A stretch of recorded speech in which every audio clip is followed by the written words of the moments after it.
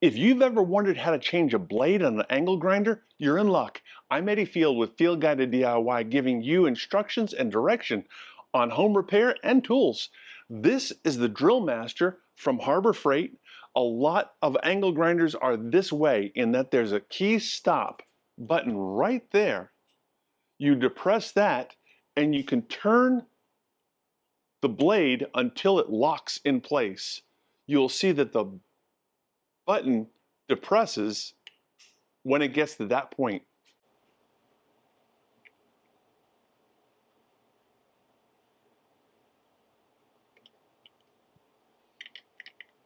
Then you keep your finger in place, that's the key. Then you take the tool that's provided with your angle grinder and put it in the washer there and give it a turn counterclockwise.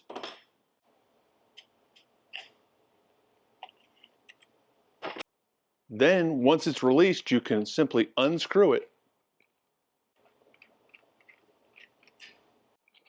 remove that collar, take off your blade, replace it with the new blade, or whatever blade that you're using.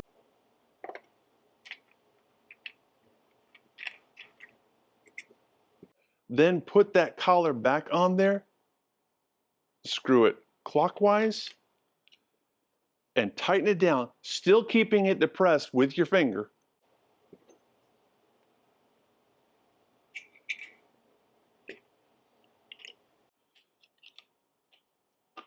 And lock it down. Now you can release, and that'll be free again. I hope this helps. For more tools, tips, and suggestions like this one, be sure to subscribe and click the image on your screen now.